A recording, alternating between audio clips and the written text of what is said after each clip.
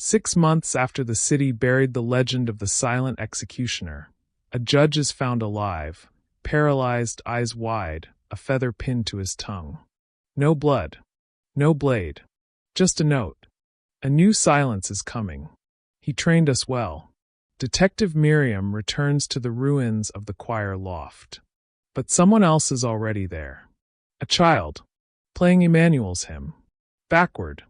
And this time, the silence won't wait. Have you ever heard a man scream without making a sound? The question echoed through the packed press room of the Abuja police headquarters. Journalists leaned forward, pens frozen midair. Chief Superintendent Haruna adjusted his collar, his voice low and grave. That's exactly what we're dealing with. A man was killed in his home last night. No screams. No forced entry. Just a slit throat and silence. The victim was Dyke, a wealthy property mogul known for making enemies and dodging justice. He had ruined families with illegal evictions and shady deals, yet always walked free.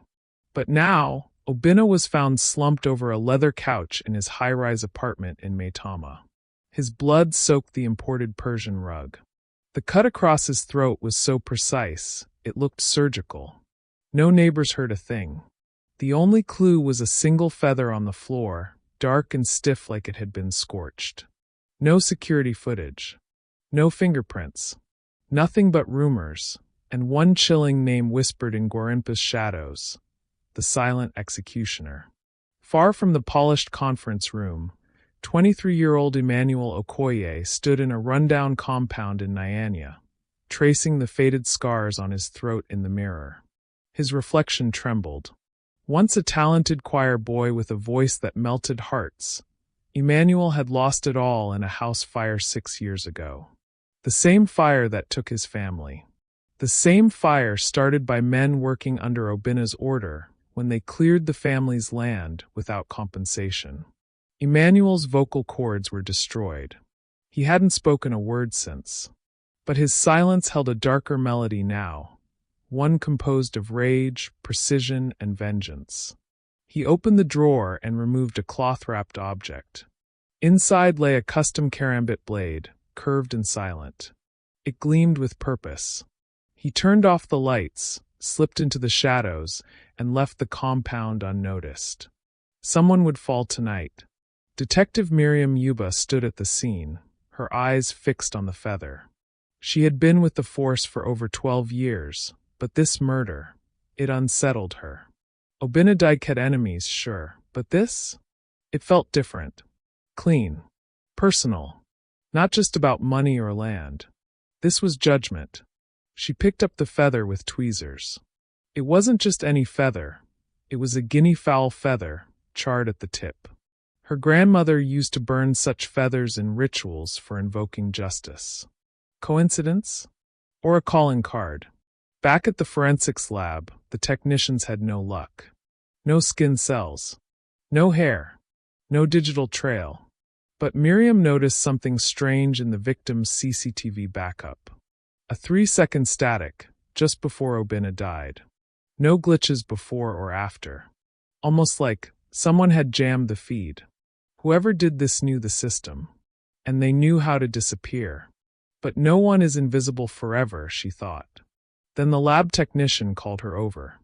Detective, we just got another call. Same MO. Another man is dead. This time in Garki. Femi Adedeji had once mocked a grieving teenage boy on live TV.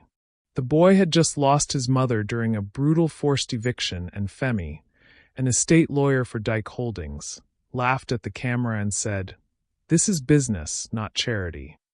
Now, Femi lay in his plush office in Garki, a half-smoked cigar still smoldering in the ashtray.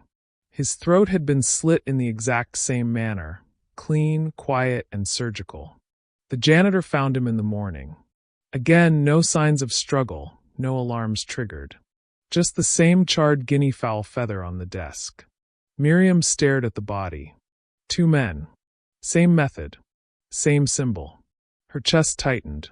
This wasn't random. This was personal. A pattern was emerging. Back in Nyanya, Emmanuel sat in a candlelit room, poring over a notebook filled with names. Each one had a date beside it. Some dates were circled in red. One name at the bottom had a red underline and a skull beside it, Barrister Kelvin. He looked at tomorrow's date. Then at the blade. Tomorrow will bleed. The sound of jazz echoed through the velvet room in Asakoro. Barrister Kelvin, a known kingmaker and silent shareholder in evictions across the city, toasted with friends over a bottle of 100-year-old scotch. To Abuja's untouchables, he laughed. An hour later, he staggered toward the private restrooms. The lights flickered. A soft wind blew from nowhere. Then silence. His friends found him slumped against the mirror, blood dripping onto the tiles. His throat, like the others, was opened with expert precision. But this time there was something new, Message etched into the mirror with blood. You silence the weak. Now silence comes for you. Detective Miriam arrived within the hour, her heart pounding. This man isn't just killing them, she murmured. He's sending a message. When Miriam visited the orphanage where Emmanuel had stayed after the fire, she met Zainab, a former volunteer. He never spoke, Zainab said, cradling a cracked violin. But he played. Oh, how he played. Until the music stopped, the day he saw Kelvin on TV laughing about land rights. Miriam's brows furrowed. What do you mean? Zainab opened a drawer and handed over a sketchbook filled with faces, each one carefully drawn, with red ink slashes across 3. She pointed to one. That's Obinna. That's Femi. And this one, that's Kelvin. He drew these 2 years ago. Miriam's pulse raced. And the boy's name? Emmanuel Okoye. 6 years earlier, the fire raged through the Okoye compound. Emmanuel, then just 17, crawled through smoke, dragging his sister's lifeless body. He heard the demolition trucks outside. Men laughing. One voice stood out. Obinadike. As he collapsed, Emmanuel made a vow. He couldn't scream, couldn't beg. But he could listen. Remember. Survive. And return. In the darkness of his hospital bed, he shaped one thought again and again. They will hear my silence. Chief Agu, an ex-police commissioner, laughed during his interview with a local station. I gave the order to clear that slum. Let them build elsewhere. They were squatters. That night, as he prepared for bed in his mansion in Jabi, he noticed something off. A window was open, but the glass wasn't broken. He turned, only to find a reflection behind him. Eyes cold, blade gleaming. The security guard swore he heard nothing, just the sound of dripping water. Then silence. Detective Miriam now had 5 bodies, a list of potential targets, and a suspect who hadn't spoken in 6 years. But no one would approve surveillance without hard evidence. So she did what she wasn't supposed to. She tracked Emmanuel herself. She followed him from the dusty roads of Nyanya to an abandoned building where she saw him sketching by candlelight. He looked peaceful, but the pages around him were filled with faces, weapons, and maps. Miriam gasped, and Emmanuel looked up. He didn't run. He simply stood there, staring. Miriam took a step forward. I know what they did to your family, she said softly. But this isn't justice. Emmanuel didn't speak. He picked up a photo from the floor and handed it to her. It was of a girl, his sister, burned motionless. Miriam's eyes welled. Help me stop this before it's too late. He turned away. She didn't see the blade in his hand twitch. Father Chaik, beloved pastor of the Holy Hill Chapel in Utako, had once testified falsely against the Okoye family, claiming they resisted arrest violently. It gave Obinna legal grounds to burn their land. Now he preached peace. But in his office he found a note. Even shepherds are not above judgment. He didn't make it to Sunday service. As Miriam pieced together the next connection, a call came in. Another murder. Same cut. Same feather. But this time they had a witness. And the witness said the killer never spoke a word. Miriam arrived at the apartment complex in Kubwa, where the latest murder had occurred. Father Chike's body had been discovered by a night cleaner, and though the method was familiar, clean slit throat, charred guinea fowl feather, the difference was clear. This time, there was someone who saw the killer. The witness was a teenage girl named Blessing, a timid house help who had been taking out the trash when she spotted a tall figure in a black hoodie slipping down the hallway. She had only seen a side profile, a scar across the neck, and eyes that looked like they'd seen too much. "He didn't speak," she whispered to Miriam. "He didn't even breathe loud. But he saw me, and he didn't run." Miriam felt chills as she left the scene. If this man had let the girl live, it meant he was making choices. There were rules to his killings. And if they could crack the pattern, maybe, just maybe, they could stop him before the list was complete. Emmanuel sat on a rooftop overlooking the glowing city skyline. He flipped through his notebook. Only 3 names remained. Justice Sani, Commissioner Abubakar, Chief Superintendent Haruna. He'd mapped them all, each man a pillar of corruption in the chain that destroyed his family. He remembered their voices during the land hearings. Their indifference, their laughter, their bribes. They had silenced the poor with policies and paperwork. But now their names were written in silence too, his silence. He circled the first name. Justice Sani. Detective Miriam sat at her desk late into the night, her walls plastered with photos, maps, and red string connecting the murders. The deeper she dove, the clearer it became. This wasn't just revenge. It was justice, the kind that the law had failed to deliver. She found herself torn. Emmanuel wasn't killing innocents. He was targeting men who had hidden behind legal immunity. But the law was still the law. Her fingers hovered over her phone as she considered calling in a special task force. Then a letter slid under her office door. She rushed to grab it. It was a sketch of her, with the words written below, "Don't stand in the way of silence." Her blood ran cold. Justice Sani was giving a speech at a legal seminar in Sheraton Hotel. He prided himself on his clean robes and clever tongue. He had buried dozens of land cases under technicalities and collected his reward behind closed doors. That night, he returned to his suite and dismissed the guards. He enjoyed his solitude. As he peeled off his ceremonial robe, he noticed a shadow moving across the carpet. He spun, too late. A cold hand pressed against his mouth. A blade whispered across his neck. Then silence.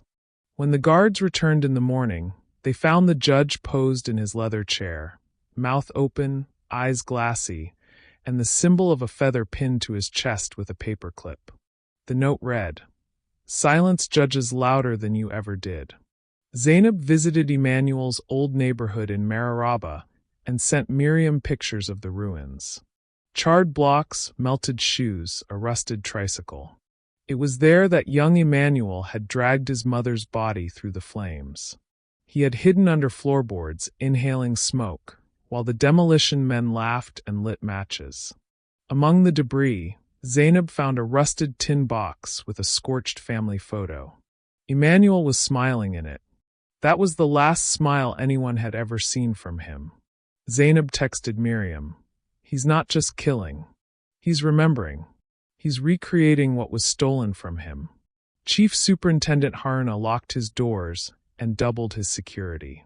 The pattern was clear. He was next. He called an emergency meeting with Commissioner Abubakar, both men visibly shaken. Haruna had signed the forced eviction orders back then. He remembered the Okoye file. "The boy is a ghost now," he said.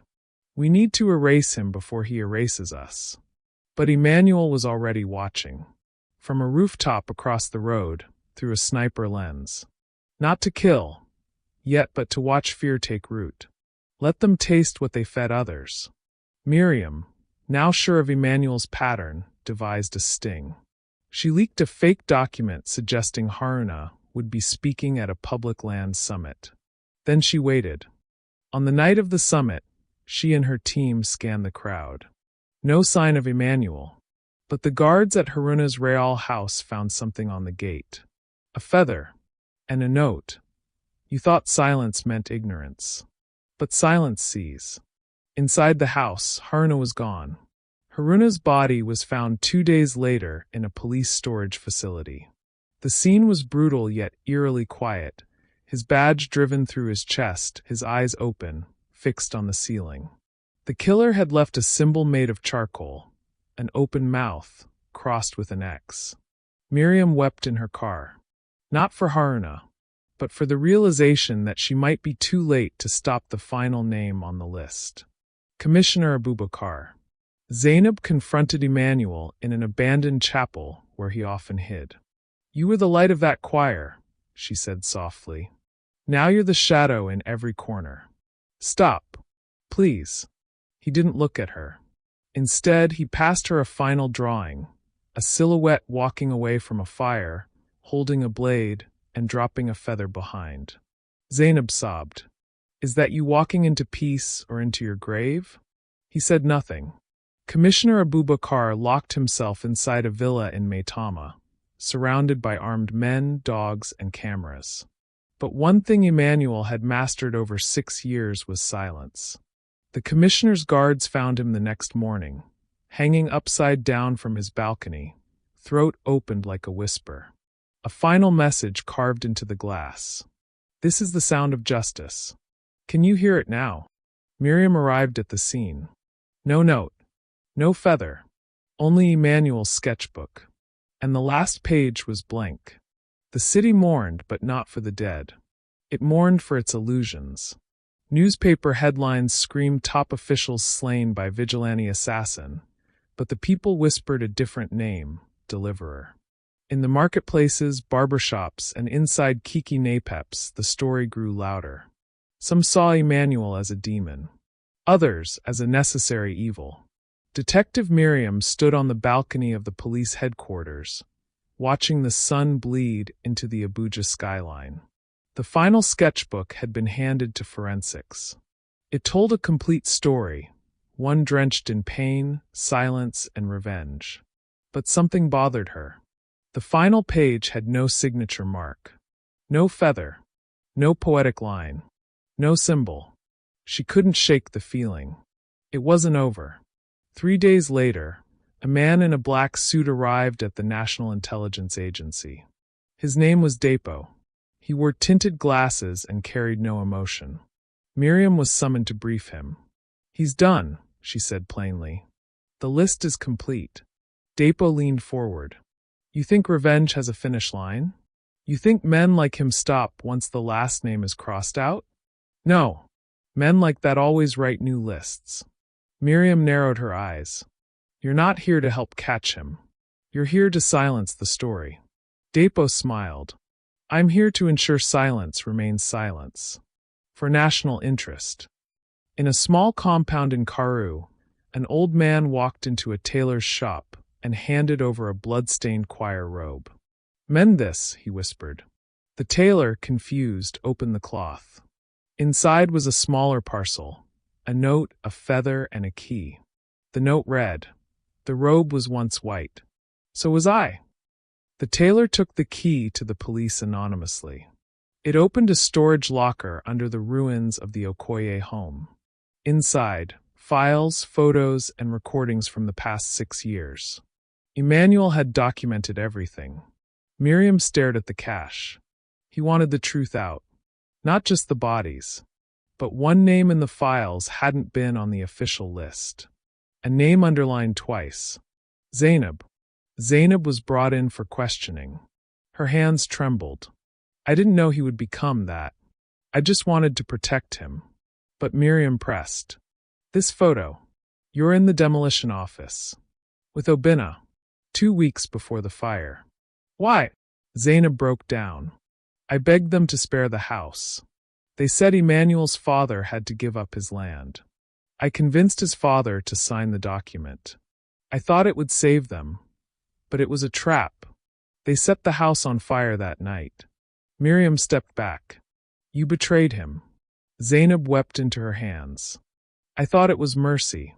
Outside the station, a feather was found on her windshield. At Holy Hill Chapel, the choir loft had been closed since the fire. But tonight, someone had broken the lock. Inside, among the dust and cracked hymnals, stood a familiar figure, hooded, unmoving. A janitor screamed. By the time police arrived, the figure was gone. But they found something else, a freshly written score. A new hymn titled A Requiem for the Living. The notes were sharp, erratic, violent. Miriam studied the sheet music and knew what it meant. He wasn't done. He had moved from vengeance to judgment. The city entered a lockdown. Military trucks rolled through Garki, Asokoro, and Maitama. The government issued statements, denouncing vigilante violence, urging calm. But fear didn't come from Emmanuel anymore. It came from uncertainty. No one knew who he'd strike next. Was it random now? Had the blade turned toward those who stood by and watched the world burn? A note was found pinned to a university gate. The law watched in silence. Now silence watches back. Miriam returned to Emmanuel's old compound in Nyanya. She found a hidden basement, sealed with bricks. Inside, a mattress, a tape recorder, and dozens of letters addressed to his sister. Each letter ended with the same phrase. I sing in silence now. But I still sing. She played one of the tapes. Emmanuel's younger voice, before the fire, sang a haunting Igbo lullaby. Midway through, the recording cracked and turned into heavy breathing, followed by whispers. They think they can bury fire, but fire doesn't forget. Emmanuel stood alone on Oppo Hill under the rain. He hadn't eaten in 2 days. He looked at the knife in his hand, the blade that had tasted justice, revenge, and now, perhaps, confusion.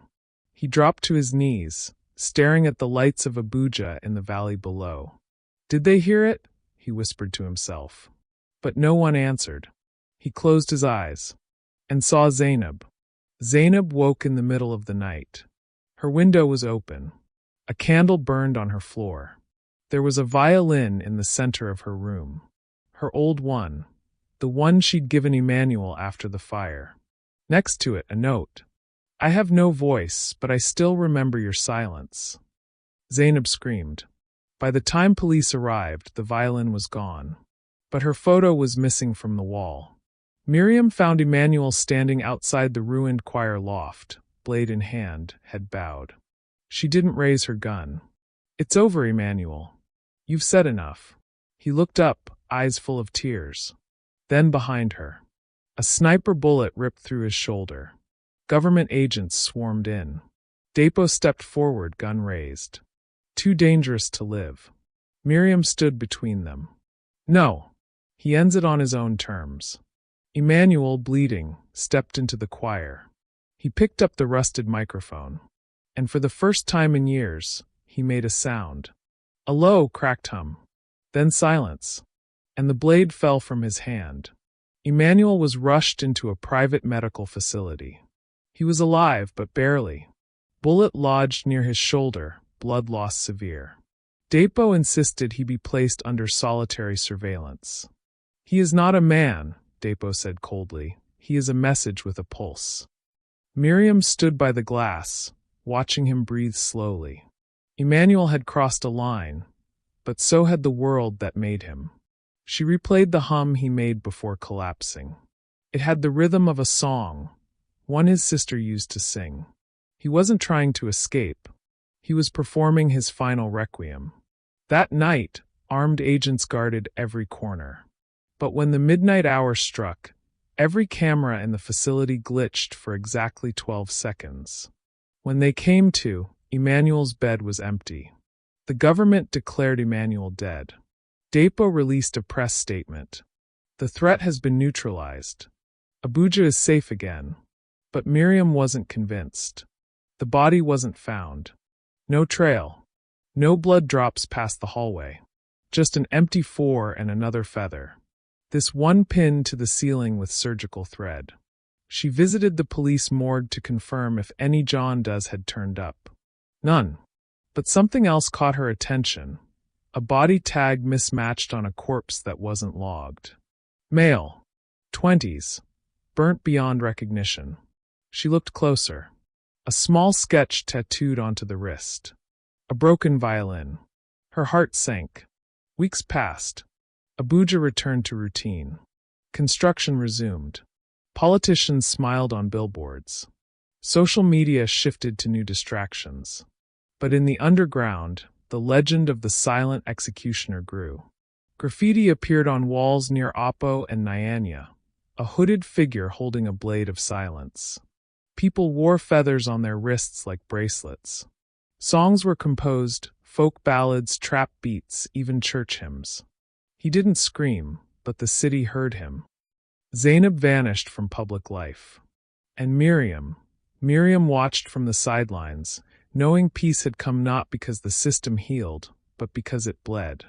One Sunday morning, Miriam sat at an open-air cafe in Jabi. A young boy walked by selling groundnuts. He hummed a tune softly, one Miriam recognized. It was Emmanuel's childhood choir piece. She stood and followed him. "Where did you learn that song?" she asked gently. The boy shrugged.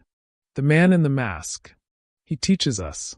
At night, Miriam froze. "What mask?" "He says the city is deaf, so we must teach it how to listen." In the slums of Mpape, whispers told of a masked teacher. He wore black, never spoke, but he taught children how to draw, how to read court orders, how to tell when people lied. They called him Baba Feather. He never showed his face, but one of the children described his neck scar. "It's like a snake bit him," the girl said. Miriam investigated quietly. Every trail led to an abandoned cinema where the children gathered at night. When she arrived, all she found was a feather pinned to the projector. A package arrived at Miriam's doorstep. Inside, Emmanuel's blade, wrapped in the final page of his sketchbook. The image was of a cracked mirror. Half of it showed Emmanuel's face, the other half her own. A note scrawled across it. "You listened. That's why I didn't silence you." She held the blade for hours, unsure whether to hide it or hand it in. She chose neither. She buried it beneath the choir ruins. Land disputes decreased. Police raids slowed. Politicians tread more carefully. A senator caught embezzling was found stripped and bound in front of his gate, a feather between his teeth. He wasn't killed, just humiliated. A message. The ghost of the executioner remained. Not in death, but in imitation. Fear had become conscience. At a closed tribunal, Miriam was called to testify on the failures of the original Okoye investigation. She stood before the panel and said, "We didn't just lose evidence. We lost a child to fire and silence. The city turned him into a weapon, and now we mourn the burns we refused to see." The room fell silent. No one rebutted. Her report was buried. But her conscience had spoken. A girl stood outside Holy Hill Chapel, cradling a small red violin. She played softly, a broken melody. Her face scarred. Her hands steady. She said nothing. But her case had a sticker on it. It read, "The next voice will not be silent." Miriam watched from afar. "Dear God," she whispered. "It's starting again." In the heart of Abuja, beneath the noise and light, a new silence stirred. A silence not born of absence, but of warning. For every feather that fell, someone would listen. For every echo in the dark, someone would fear.